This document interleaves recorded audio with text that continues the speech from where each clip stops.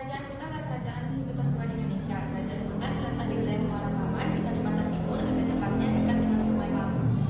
Konteks perdagangan inilah agama Hindu itu disebarkan kepada masyarakat lokal dan juga pada para penguasa lokal.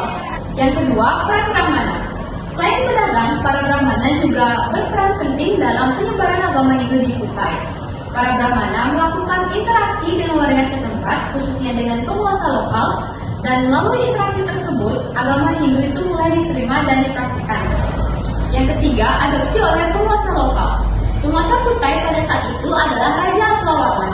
Raja Aswawarman dianggap sebagai orang pertama yang mengadopsi agama Hindu. Raja Aswawarman dalam prasasti Yupa disebutkan adalah anak dari Dewa Wisnu.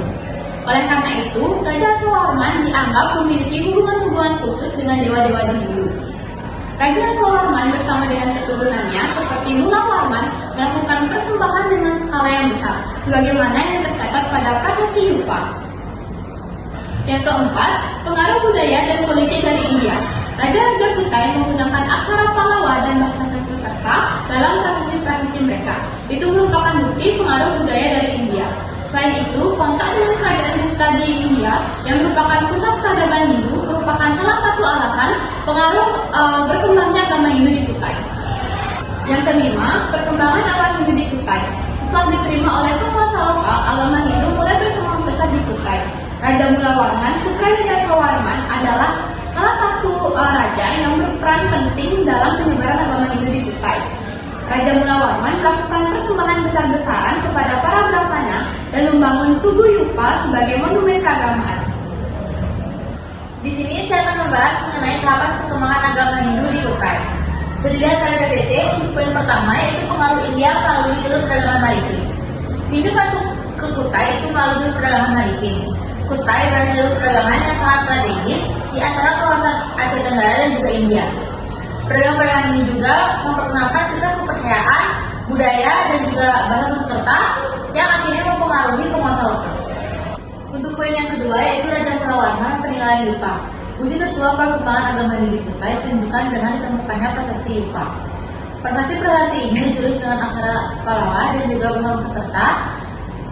Terdapat salah satu prasasti yang menyebutkan nama seorang raja, yaitu Raja Mulawarman, yang merupakan raja yang sangat dermawan dan memuja Dewa Wisnu. Untuk poin yang ketiga, yaitu kehidupan keagamaan. Dalam periode ini, kehidupan keagamaan berpusat pada upacara-upacara persembahan terkait dengan dewa-dewa Hindu seperti Dewa Wisnu dan juga Dewa Siwa. Para pendeta dan juga Brahmana sangat berperan penting dalam menyebarkan ajaran agama Hindu, terutama di kalangan keluarga, Brahmana dan juga kerajaan. Untuk poin yang keempat, yaitu pengaruh Brahmanisme. Pengaruh Brahmanisme ini adalah salah satu cabang yang menekankan upacara keagamaan, hierarki kasta, dan juga kekuasaan para Brahmana. Brahmanisme ini menjadi basis keagamaan dan juga politik. Raja-raja dianggap sebagai titisan dewa atau orang suci yang memiliki otoritas keagamaan. Untuk poin terakhir, yaitu peruntuhan dan pengaruh Islam. Pengaruh Hindu mulai memudar seiring dengan berkembangnya pengaruh Islam di Nusantara pada abad ke-13 hingga 16 Masehi. Agama Hindu merupakan fondasi awal bagi perkembangan kerajaan-kerajaan Hindu di Nusantara, sebelum pada akhirnya Islam menjadi agama yang dominasi. Materi selanjutnya adalah bukti masuknya agama Hindu ke kerajaan Kutai. Bukti masuknya agama Hindu ke kerajaan Kutai dapat dilihat dari adanya prasasti Yupa.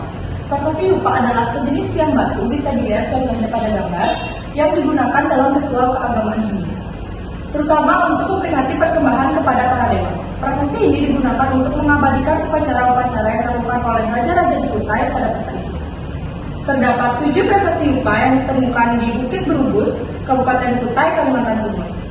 Selanjutnya saya akan menjelaskan mengenai upacara Waprakeswara. Jadi upacara Waprakeswara adalah salah satu ritual Hindu yang disebutkan dalam prasasti Yupa sebagai bukti masuknya agama Hindu ke wilayah tersebut. Nama Waprakeswara itu dibagi menjadi 2 kata, yaitu Wapra yang artinya pasuci atau pemujaan, sedangkan Iswara atau Eswara itu artinya Tuhan atau penguasa. Upacara Waprakeswara ini melakukan pemujaan terhadap Dewa Siwa. Jadi Dewa Siwa itu adalah salah satu dewa yang tertinggi di dalam agama Hindu. Dalam upacara ini juga biasanya dilakukan persembahan berupa hewan, hasil bumi, benda berharga lainnya. Adapun tujuan dari upacara ini yaitu adalah untuk memohon berkah terhadap Dewa Siwa.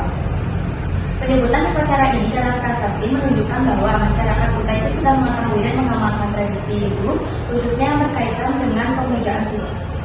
Materi selanjutnya yang akan saya bahas yaitu mengenai runtuhnya kerajaan Kutai Martadipura. Jadi materi sebelumnya yang kami bahas itu mengenai Kutai Martadipura.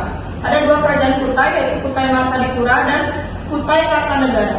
Kutai Martadipura itu berada di hulu Sungai Mahakam dan Kutai Kartanegara itu berada di hilir Sungai Mahakam.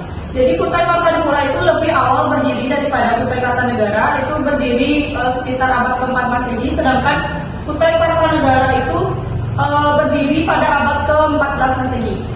Jadi Kutai Martadipura dan Kutai Kartanegara itu sama-sama bercorak Hindu. Namun Kutai Kartanegara pada abad ke-16 berubah dari awalnya bercorak Hindu menjadi bercorak Islam karena salah satu rajanya yaitu Sultan Haji Muhammad menganut agama Islam.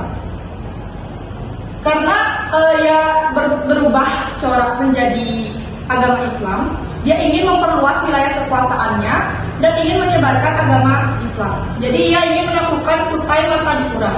Setelah Kutai Martadipura berhasil ditaklukkan, seluruh wilayah kekuasaan Kutai Martadipura itu diambil oleh Kutai Kartanegara.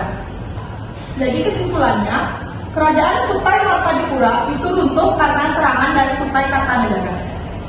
Kutai Kartanegara juga mengalami keruntuhan akibat intervensi dengan kolonial Belanda pada abad ke-19 yang dimana memaksa Kutai Kartanegara itu menandatangani perjanjian yang isinya kerajaan Kutai itu berada di bawah kekuasaan Belanda. Namun setelah Indonesia merdeka, wilayah Kutai Kartanegara itu kembali lagi menjadi milik Indonesia.